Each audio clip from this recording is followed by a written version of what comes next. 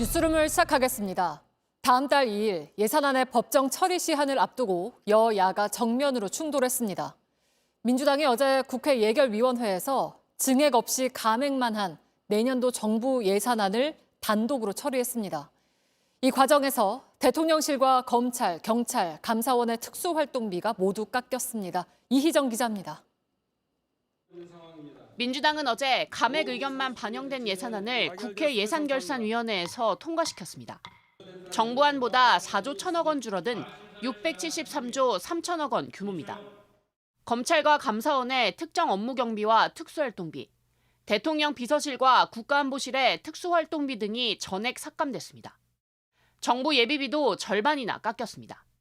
여야 간 이견이 컸던 가스전 사업과 용산 공원 사업, 야당이 김건희 여사 예산이라고 지목한 전국민 마음투자 지원 예산도 모두 줄었습니다.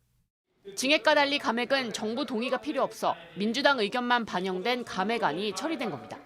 구태와의 작별, 원칙의 회복입니다. 여당이 우리의 증액 요구안에 대해서 응하지 않을 경우에 있어서는 단독 삭감을 처리하겠다라고 수시로 공언해 왔습니다. 하지만 국민의힘은 이를 보복성 예산 감액으로 규정하고 예산 폭주를 멈추라고 맞섰습니다. 민생, 미래와 약자 보호에 필수적인 예산을 거침없이 깎아낸 것인데 진정 이재명 대표의 사법 리스크와 관련이 없다고 단언할 수 있습니까?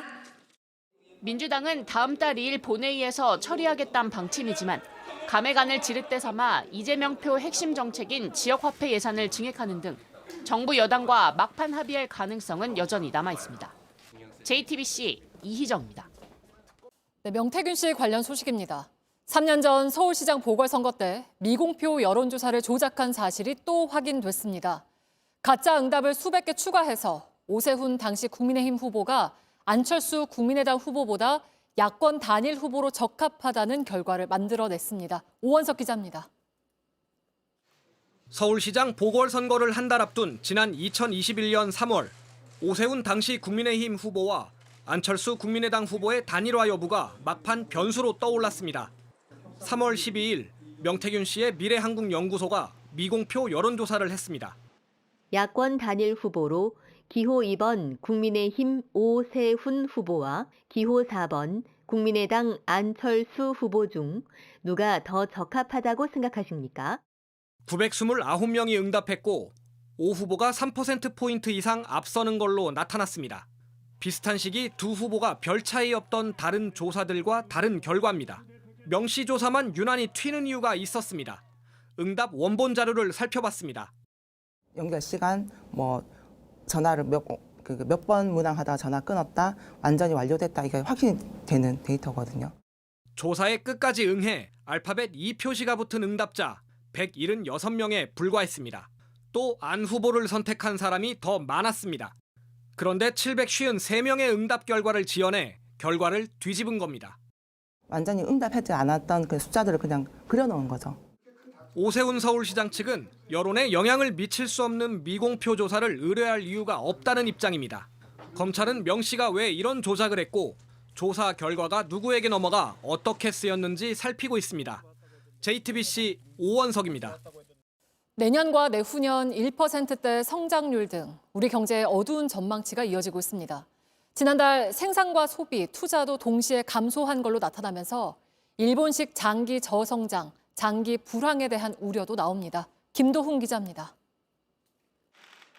한국은행이 시장의 예상을 깨고 한 달 만에 또다시 기준금리를 내린 건 경기 침체 고착화에 대한 우려가 컸기 때문이란 분석입니다. 늘어나는 가계부채와 부동산 리스크도 문제지만 수출과 내수 부진이 심각해 시중에 돈을 풀어 경기를 부양하는 게 먼저라고 본 겁니다. 3주 전 윤석열 대통령은 장밋빛 경제 회복을 전망했습니다.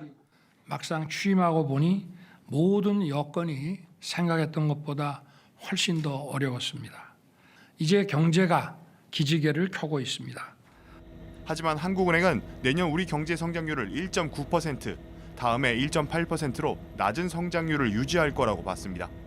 일본식 장기 불황과 저성장 터널에 접어드는 게 아니냐는 우려도 나옵니다. AI라든지 바이오, 배터리, 반도체 신산업의 경쟁력을 가지면은 일본의 경험을 답습하지 않아도 되는데 그런 정책을 지금 놓치고 있는 거죠. 이렇게 가다가는 결과적으로 장기 침체에 들어가지 않느냐 이렇게 우려를. 실효성 있는 첨단 산업 인력 양성과 기술 개발 지원 정책이 시급하다는 지적입니다. JTBC 김도훈입니다.